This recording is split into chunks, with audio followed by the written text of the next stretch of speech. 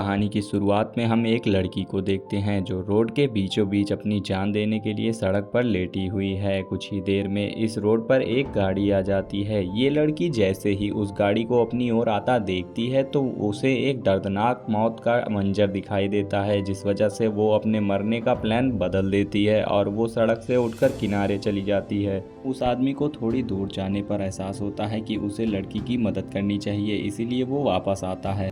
दरअसल इस लड़की का नाम लिसा है, जो कि अपनी ज़िंदगी से हार चुकी थी क्योंकि आज इसकी बेटी का जन्मदिन है और इसकी बेटी अब इस दुनिया में नहीं रही। गाड़ी में बैठा आदमी, जिसका नाम एडम होता है, वो उसे कहता है कि ये काफ़ी सुनसान इलाका है, इसीलिए अगर तुम चाहो तो मैं तुम्हें शहर तक लिफ्ट दे सकता हूँ। लिसा मान जाती है और फौरन उसकी गाड़ी में बैठ जाती है। एडम लिसा से पूछता है कि तुम रास्ते के बीच में क्या कर रही थी। तभी वो उससे बताती है कि आज मेरी बेटी का जन्मदिन है, जो कि इस दुनिया में नहीं रही, इसीलिए मुझे उसकी याद आ रही थी और मैं किसी भी तरह चाहती हूँ कि उसके पास तक पहुँच जाऊँ, इसीलिए मैं अपनी जान देना चाहती थी। कहती है कि मैं बस एक बार किसी तरह अपनी बेटी से मिलना चाहती हूँ। तभी लिसा कार का रेडियो ऑन कर लेती है। रेडियो पर एक न्यूज़ चल रही थी जिसमें वो रिपोर्टर बता रहा था कि जंगल में एक सीरियल किलर घूम रहा है और आज सुबह ही सीरियल किलर ने 2 लड़कियों को मार दिया है। रिपोर्टर ने बताया कि कातिल के हाथ पर क्रॉस का सिंबल बना हुआ है, जिसे देखते ही लिसा समझ गई कि वही कातिल है। इतने में ही एडम जोर से ब्रेक लगा देता है और वो बेहोश हो जाती है और जैसे ही उसकी आंखें खुलती हैं तो वो खुद को एक अजीब से बंकर में कैद पाती है, जो चारों ओर से लोहे की मजबूत दीवारों से बना हुआ था। लिसा खुद को इस बंद जगह में कैद पाकर बहुत ज़्यादा ही घबरा जाती है।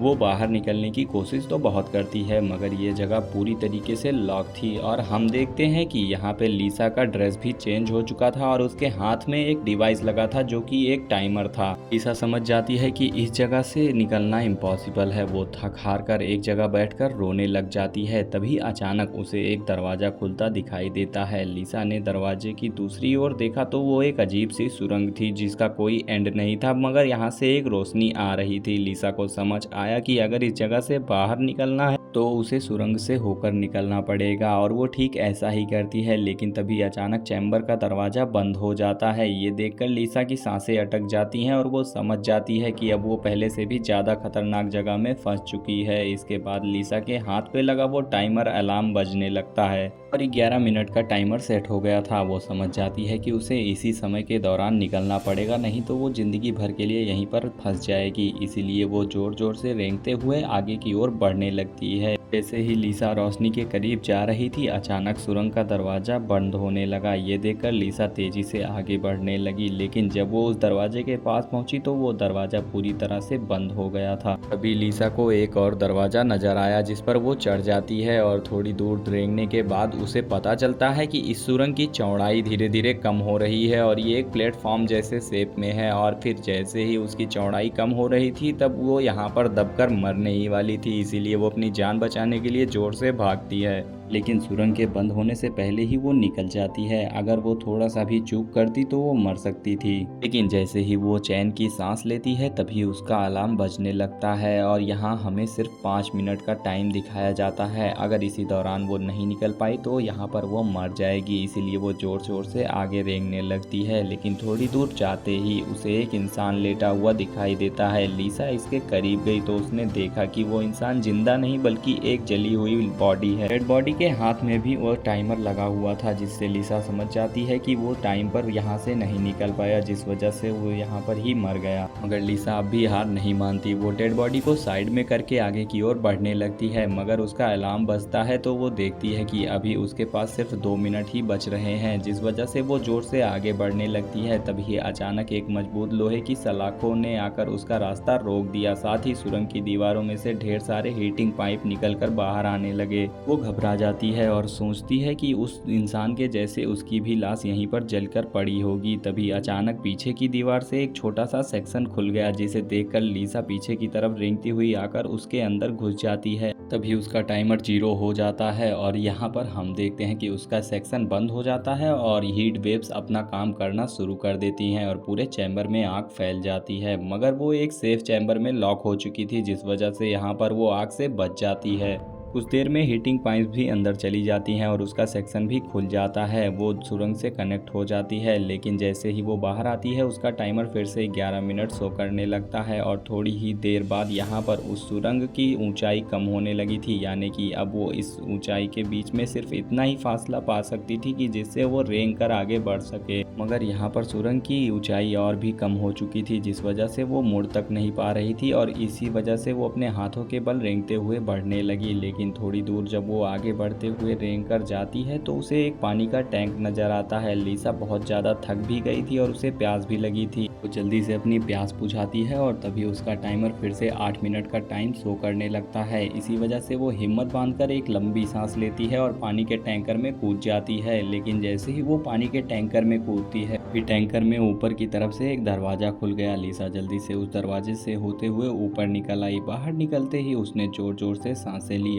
थोड़ी दूर बढ़ने के बाद लिसा थकान की वजह से सो जाती है और तभी उसके कानों में मदद के लिए आवाज़ आती है और वो उस आवाज़ का पीछा करती है। तब वो देखती है कि अचानक एक जगह उसके ठीक नीचे एक दरवाज़ा खुला, जिसके अंदर उबलता हुआ तेजाब था। लिसा तेजाब को चेक करने के लिए उसमें एक कपड़ा काट कर डालती है। कपड़ा तो तेजाब में राख बन जाता है, इसीलिए वो अपने आप को बचाते हुए धीरे धीरे आगे बढ़ती है ताकि वो उस तेजाब से बची रहे। लेकिन तभी उसके घुटने पर तेजाब लग जाती है, मगर सूट की वजह से उसे ज़्यादा कोई प्रॉब्लम नहीं होती।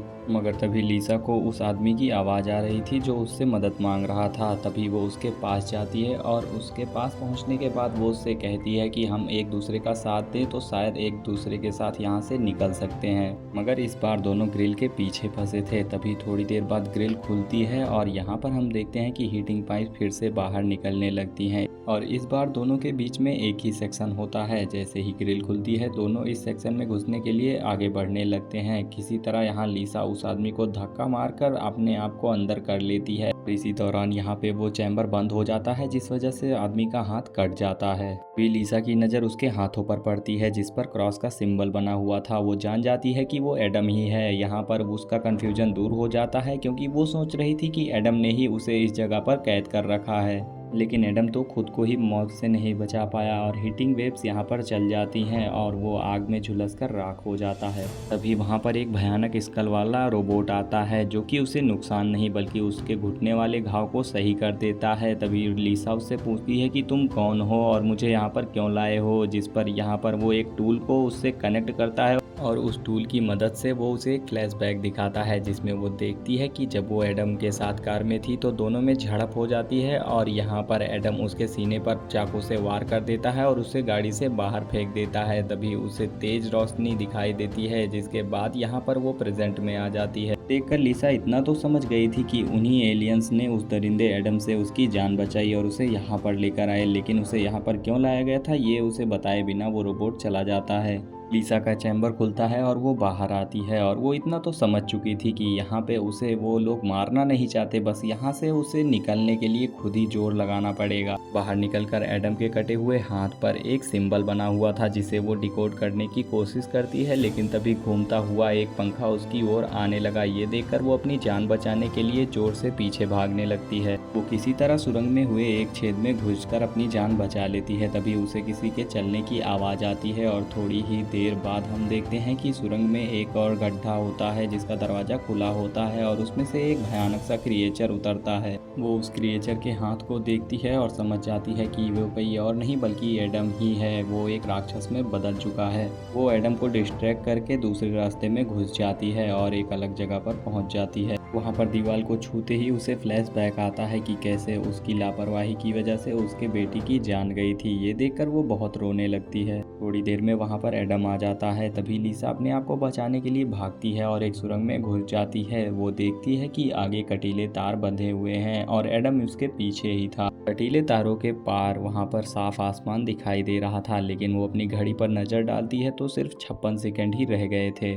लिसा अपनी जान बचाने के लिए आगे बढ़ती है, मगर यहाँ पर तभी हीटिंग पाइप्स भी एक्टिवेट हो जाती हैं। लेकिन चैम्बर में तो यहाँ पर एडम घुस जाता है, इसीलिए लिसा बाहर निकलने के लिए आगे बढ़ती है, मगर यहाँ पे समय खत्म हो चुका था और जैसे ही 0 टाइमर होता है तभी आग बढ़ने लगती है। मगर इतने में ही एक चैम्बर खुलता है और लिसा एक सेफ रूम में जा गिरती है और थोड़ी देर बाद यहाँ पर वही स्कल रोबोट आता है और उसे फिर से ठीक करके चला जाता है। ठीक होते ही लिसा अपने हाथ की घड़ी निकाल कर अपने हाथ पे बने सिंबल को देखती है और उसे डिकोड कर ले जाती है, क्योंकि वही यहाँ से बाहर निकलने का जरिया था। शायद लिसा को इस जगह का रास्ता पता चल चुका था, लेकिन जब वो आगे बढ़ ही रही होती है कि तभी यहाँ पर एडम उसके पीछे एक बार फिर से पड़ जाता है। एडम लिसा पर हमला कर देता है, लेकिन उसका सर जला हुआ था। इसकी मदद से यहाँ पर लिसा जोर से उसके सर पे वार करती है और उसका सर फूट जाता है। अब लिसा यहाँ से आगे बढ़ती है तो देखती है कि वो खुला आसमान फिर से दिखता है, जिससे एक बार फिर से उसके अंदर उम्मीद जाग जाती है। वो जोर से आगे बढ़ती है कि सामने से एक ब्लेड आता है। वो एकदम से डर जाती है, क्योंकि अगर वो 1 सेकंड भी तेज से जाती तो इसकी जान जा सकती थी। लिसा तुरंत ही यहाँ पर काउंटिंग करती है कि ब्लेड कितने सेकंड्स में गिरता है, तो वो देखती है कि पहला ब्लेड तो 4 सेकंड में गिरता है, जिसे वो आसानी से पार कर देती है। इसके बाद वो दूसरे ब्लेड पर पहुंचती है जो कि 3 सेकंड में नीचे आ रहा था। वो हिम्मत करके इसे भी पार कर लेती है। मगर सबसे बड़ी चुनौती तो अब थी, क्योंकि लास्ट ब्लेड हर दूसरे सेकंड में नीचे आ रहा था। एक बार वो हिम्मत करती है और पार करने की कोशिश करती है। ब्लेड तो वो पार कर देती है, मगर उसका पैर आधा कट जाता है। मगर वो खुश थी, क्योंकि वो रोशनी के करीब थी। लेकिन जैसे ही वो रोशनी को टच करती है तो यहाँ पर कोई आसमान नहीं होता, बल्कि वो एक स्क्रीन जैसा होता है, जिसे देखकर वो निराश होकर लेट जाती है और रोने लगती है। मगर थोड़ी ही देर में वहाँ पर एक रोशनी होती है और उसका शरीर धीरे धीरे ऊपर जाने लगता है। और थोड़ी ही देर बाद उसकी जब आंखें खुलती हैं तब वो देखती है कि वो एक वीरान से झरने के किनारे लेटी पड़ी थी। और यहाँ पर जब वो आगे बढ़ती है तब उसे एक लड़की दिखाई देती है, जो कि कोई और नहीं बल्कि उसकी बेटी ही थी। उससे पूछती है कि क्या मैं मर चुकी हूँ? तब उसकी बेटी कहती है कि नहीं, तुम कई जिंदगियां जी चुकी हो और अपने कर्मों का पाप धुलकर यहाँ पर आई हो। इस मूवी को देखकर हम समझ जाते हैं कि लिसा को नर्क में भेजा गया था एडम के साथ उसके पाप धुलने के लिए, और यहाँ पर वो अपने पाप धुलकर अपनी बेटी के साथ स्वर्ग पहुँच जाती है। यहीं पर मूवी खत्म हो जाती है। वीडियो को लाइक और चैनल को सब्सक्राइब कर देना। ऐसी ही रोमांचक कहानी के साथ मिलते हैं नेक्स्ट वीडियो में।